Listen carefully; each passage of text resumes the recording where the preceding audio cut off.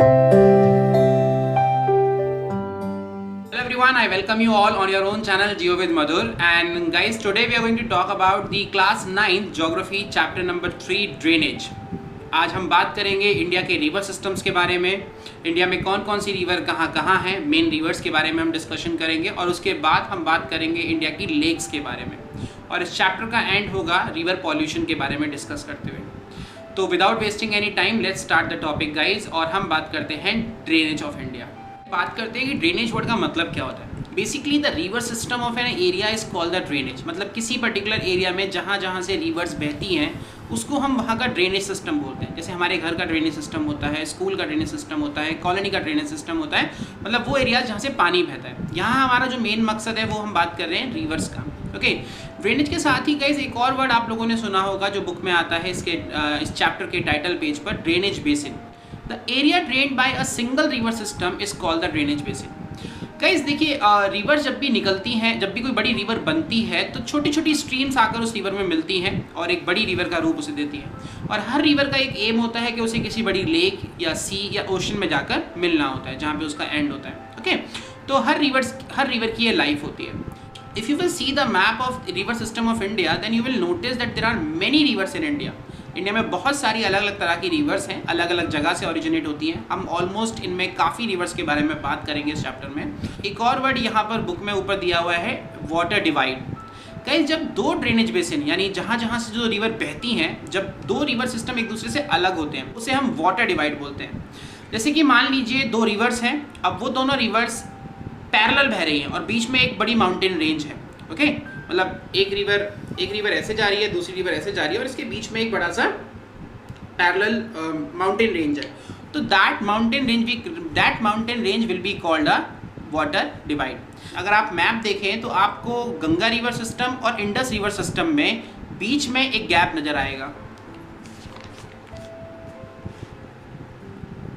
अगर आप इस मैप को ध्यान से देखें तो आपको यमुना रिवर और ऊपर सतलुज रिवर दोनों निकल तो एक दूसरे के ऑलमोस्ट पास से रही हैं और काफ़ी पास से बहती है, लेकिन दोनों की डायरेक्शन अलग है क्योंकि इन दोनों के बीच में ही एक अपलिफ्टेड एरिया है, एक ऊंची जमीन है जो इन दोनों ही ड्रेनेज बेसिन को एक दूसरे से डिवाइड कर देती है। तो इसको हम बोलते हैं वाटर डिवाइड। वाटर अब आगे बढ़ते हैं और इसी टाइटल पेज पर जो अगला टॉपिक दिया गया है, drainage systems in India.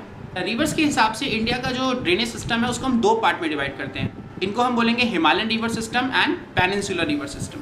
Guys ये दोनों ही तरह के जो सिस्टम है, मतलब बेसिकली हम बात करने वाले हैं ग्रुप ऑफ रिवर्स के बारे में। ओके, मैप में आप देख सकते हैं कि मैंने ये इंडिकेट किया है, एक हिमालयन रिवर सिस्टम है और एक ड्रेनेज पेनिनसुलर रिवर सिस्टम है।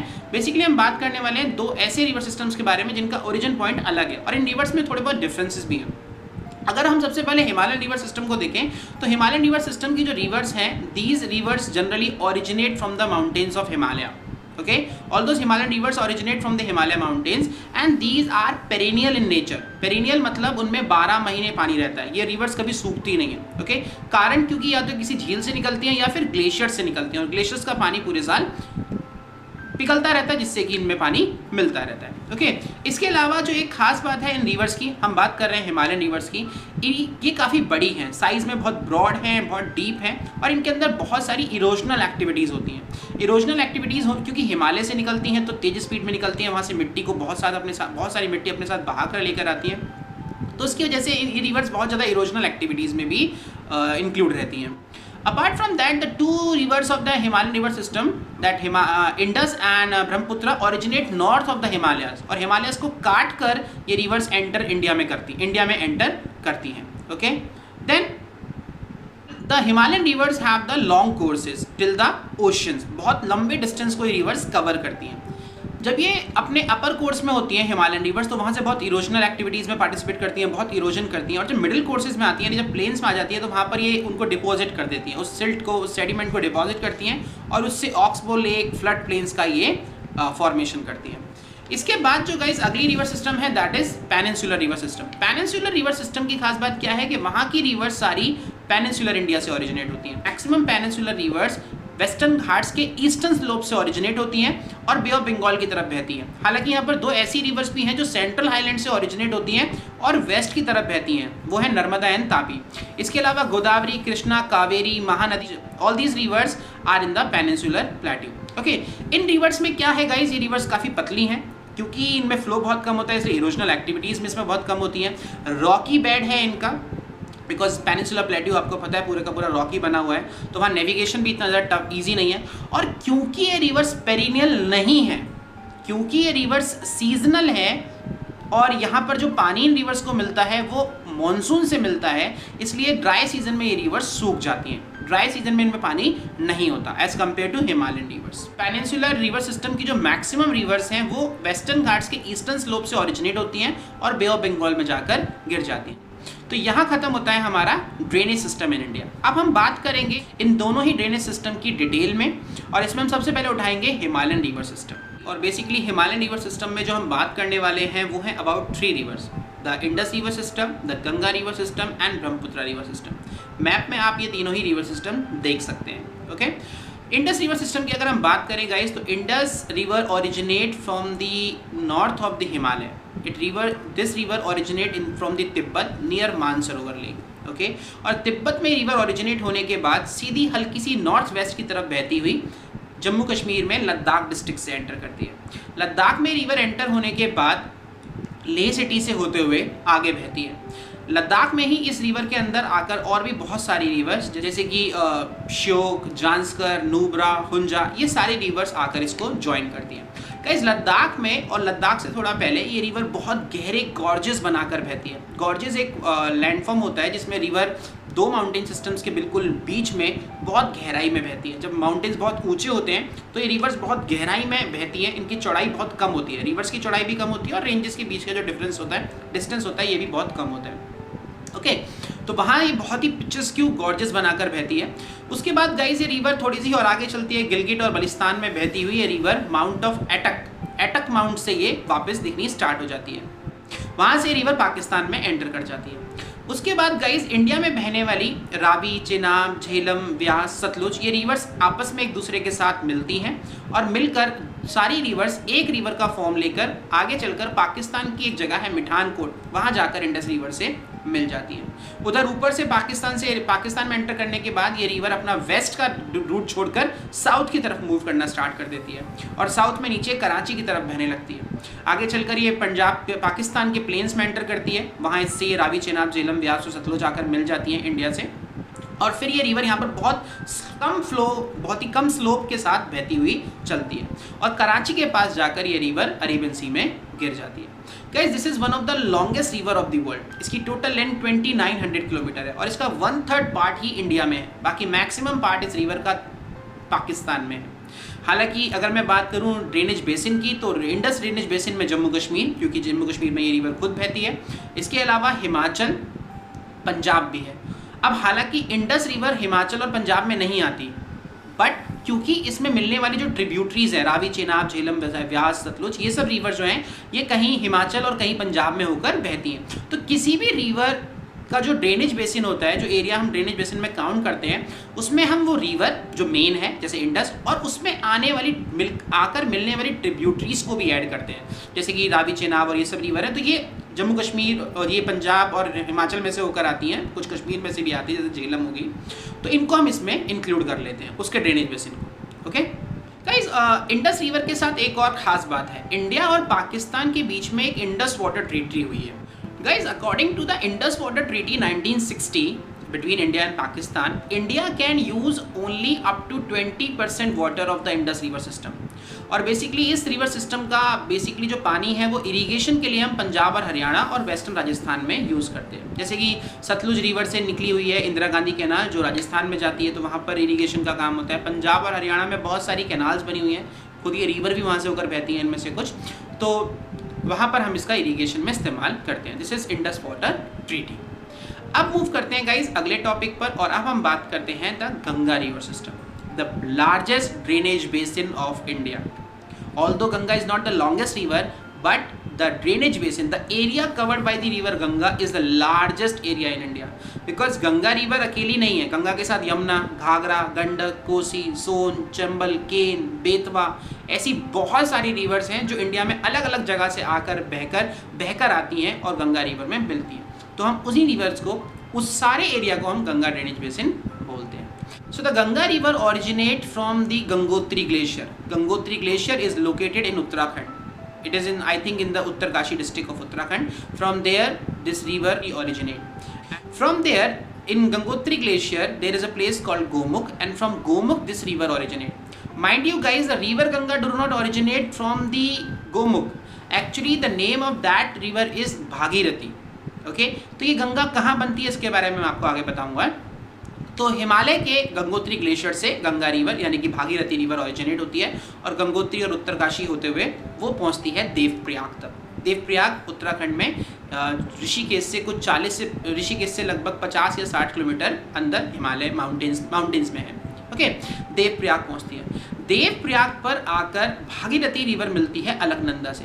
अलकनंदा बद्रीनाथ के पास ऊपर पहाड़ों में से निकल कर आती है. उसमें भी बहुत सारी रिवर्स मिलती हुई आती हैं. तो एक तरफ से अलकनंदा और एक, जैसा कि आप मैप में देख सकते हैं, एक तरफ से अलकनंदा और एक तरफ से भागीरथी आती है और देवप्रयाग नाम की जगह पर मिल जाती है. जिन लोगों को नहीं पता, मैं यहाँ पर बता दूँ प्रयाग वर्ड का मतलब क्या होता है. बच्चों, जहाँ पर एक या जहाँ दो या दो से ज़्यादा रिवर्स आपस में आकर मिलती हैं तो उन्हें हम प्रयाग बोलते हैं. ओके, तो यहाँ देवप्रयाग में एक तरफ से अलकनंदा और एक तरफ से भागीरथी आती है और दोनों रिवर मिल जाती हैं और यहाँ बनती है आपकी Ganga.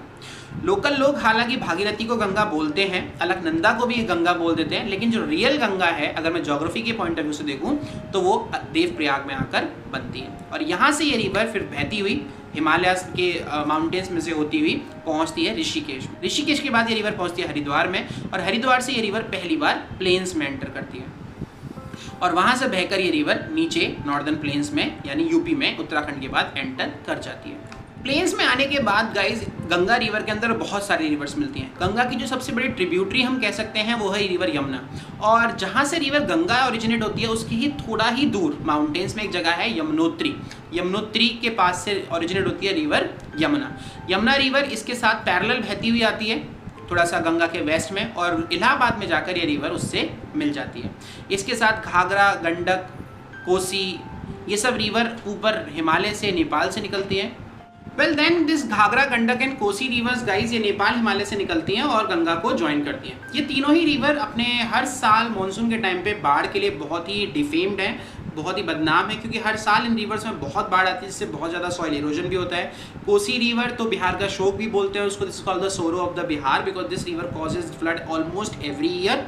And then this river join the river Ganga at different places in UP and Bihar. Okay, after originating from Uttarakhand and then coming to UP and then it enters to the Bihar and then this river reaches to the West Bengal. After flowing for some kilometer in West Bengal, this river reaches to Bangladesh. At Bangladesh there is a place called Farakka and at Farakka this river get divided into two parts. Farakka पे guys इस river के दो part होते हैं river Ganga के. एक part चला जाता है बांग्लादेश में जिसको हम बोलते हैं मेघना और जो मेन पार्ट है गंगा का, मेन गंगा जो है, और एक उसकी डिस्ट्रीब्यूटरी. यहाँ पे बच्चों में एक बात बता दूँ, दो वर्ड आपको सिखा देता हूँ. एक होता है ट्रिब्यूटरी और एक होता है डिस्ट्रीब्यूटरी. जब कोई छोटी नदी बड़ी नदी में आकर मिलती है तो उस छोटी नदी को हम उस रिवर की ट्रिब्यूटरी बोलते हैं. और जब कोई बड़ी रिवर दो पार्ट में डिवाइड होती है तब हम उनको बोलते हैं डिस्ट्रीब्यूटरी. तो यहाँ फरक्का पर एक छोटा सा बैराज है, वहाँ से ये रिवर, बड़ा बैराज है सॉरी, यहाँ से डिवाइड होती है, एक बांग्लादेश में चली जाती है मेन गंगा और इसकी एक पार्ट हुगली जिसको भागीरथी भी बोलते हैं ये वेस्ट बंगाल में चली जाती है. यही हुगली आगे चल के कोलकाता होती हुई बे ऑफ बंगाल में मिट जाती है.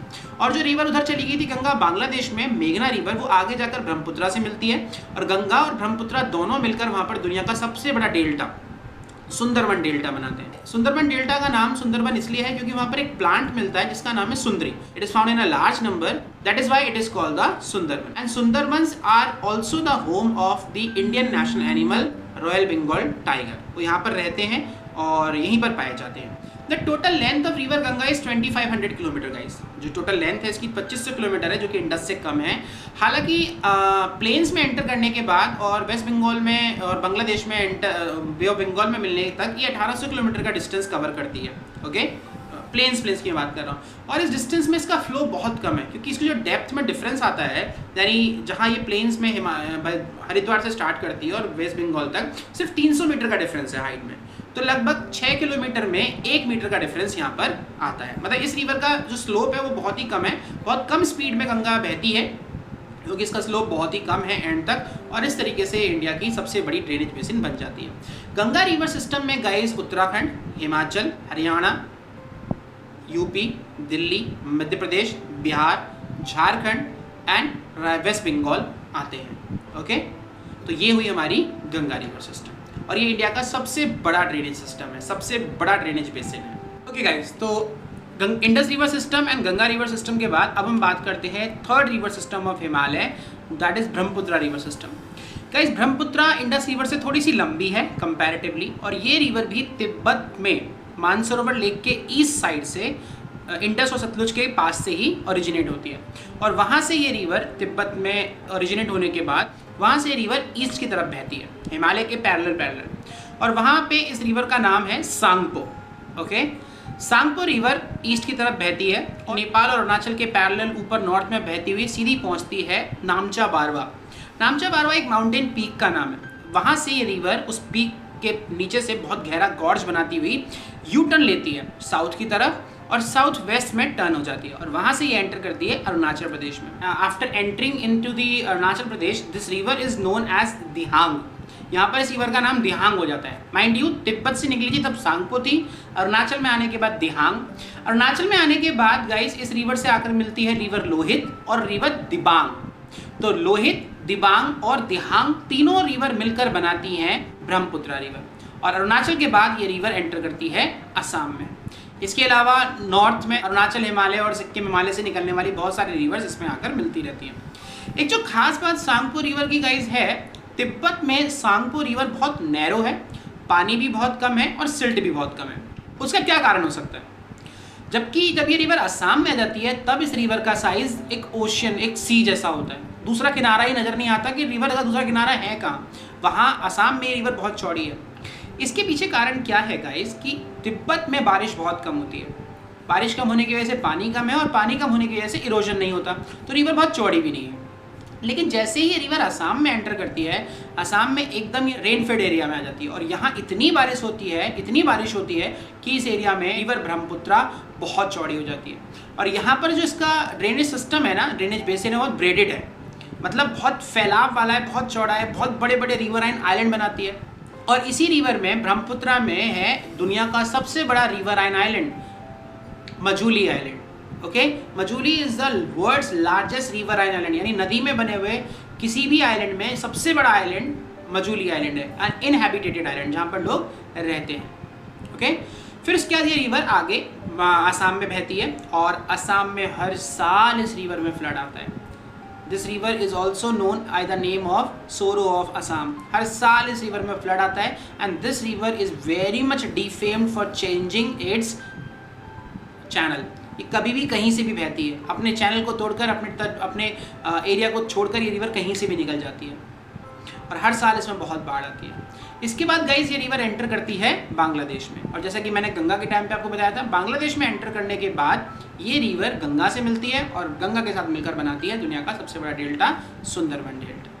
और अपने साथ असम से बहाकर लाए गए सारे सिल्ट को लाकर यहाँ पर इकट्ठा कर देती है। इसीलिए सुंदरबन डेल्टा सबसे बड़ा डेल्टा बन पाया, क्योंकि दो बहुत बड़ी रिवर्स अपने साथ बहुत सारा सेडिमेंट माउंटेन से, प्लेन से बहाकर लेकर आती हैं और यहाँ लाकर बिछा देती हैं। तो ये हुई हमारी इंडस रिवर, गंगा रिवर और ब्रह्मपुत्रा रिवर की बात।